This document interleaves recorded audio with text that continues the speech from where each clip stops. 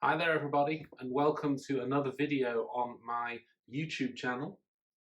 Today I want to make a video that discusses the problem that I'm having with my aquarium here, which is a high level of nitrates.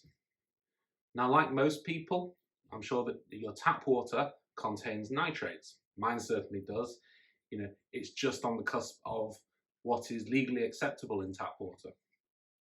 So obviously when you change water on a weekly basis, you get the dirty water out, which has a high level of nitrates, and the hope is that you're putting water in with a lower level to keep the aquarium healthy.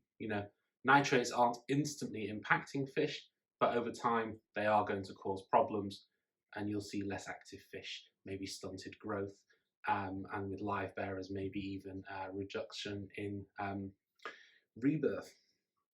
Now, I've tried a few different things. As you can see, the tank does have a lot of plants in there. And the idea being you plant the tank and you allow the plants to use the nitrates as a source of food and maybe supplement it with other fertilizers. I do that. I do weekly water changes, but obviously with the tap water the way it is, that's quite hard to use as a solution to high nitrates.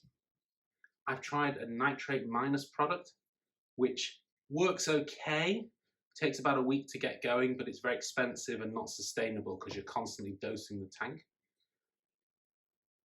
And I've even considered mixing RO water that I use for my saltwater tanks. I've considered mixing that water with tap water to get a lower nitrate level, which would give me a helping hand. And I'd rather not do that because I don't want to upset the balance in the tank too much. And then I was browsing online and I came across this product, which is from Countryside Aquatics. And by the way, this video I've not been asked to make, but I want to make it so that we can see how the product does. It's the C3 Crystal Clear Nitrate Remover. This is a bag of resin, which can be recharged using salt water. And it goes in the filter and is promised to reduce nitrates and improve water clarity. So very excited to do this and see how this goes. I'm going to add it straight after a water change and see where we get to. And I'll take a water sample post water change so you can see the difference. And then I'll take a water sample at 24 and 48 hours to see how it's going. I'm also going to show you the results of the tests that I've done on my tap water and on the tank as we see it without any water change, so the water on pre-water change. So I'll show you what this looks like when I put it in the filter, and we'll move on to the next bit. And in addition as well, just before we do move on, I know there's going to be people posting in the comments that the tank might be slightly overstocked, which will contribute to the high nitrate levels, and that rainbow shark probably shouldn't be in there. Well, the rainbow shark was rescued from someone's tank where it was far too small, and it was added last into the tank, and as a result is fairly peaceful. There's a little bit of play chasing that goes on, but we haven't lost any fish, we haven't seen any nipped fins, and we definitely haven't seen any massive aggressive behaviour that would make me want to get rid of it. So I just want to put that out there before people start filling the comments up with advice on overstocking. I'm also going to be removing the surface skimmer. I add that from time to time when I'm feeding foods that leave a film or a scum on the surface of the tank. So that's this, and we'll move on to the next bit.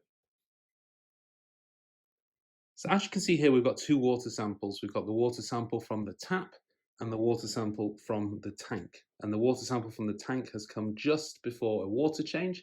I do my water changes on a weekly basis.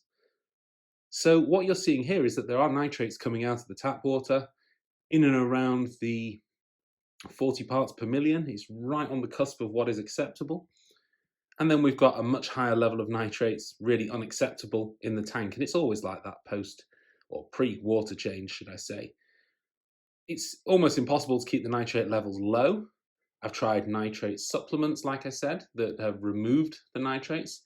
I have a heavily planted tank that I fertilize with a non-nitrate fertilizer.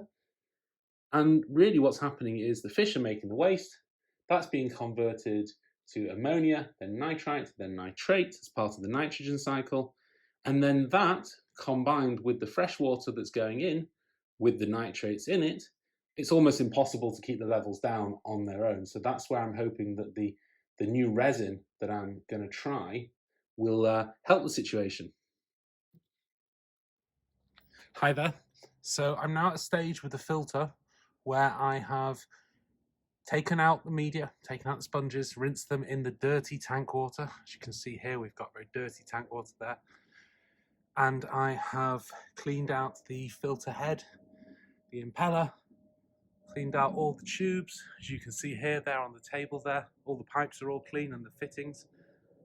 And I'm now left with clean media, clean sponges, and I've rinsed the resin pouch in some fresh tap water as advised by Countryside Aquatics. And it's now ready to go back, put the lid on, put the filter back in, put the fresh water in, and come to an end with the water change. So I'll show you what it all looks like after. So, just to wrap things up for the moment until we have some more results in 24 hours time, as you can see, we have the water fresh from the tank before a water change. That was showing almost, I would say, probably 80 parts per million, so relatively high, in fact very high. We have the water from the tap, which I would say is somewhere around the 20 part per million, maybe.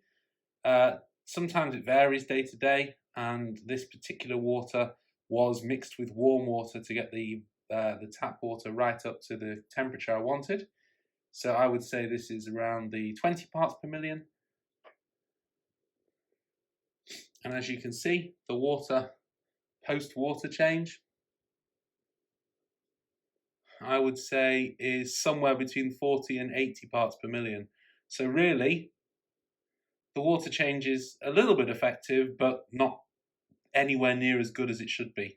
So hopefully we're going to see a reduction in nitrates, only slightly within 24 hours, but then a much better reduction as we go further on into the weekend.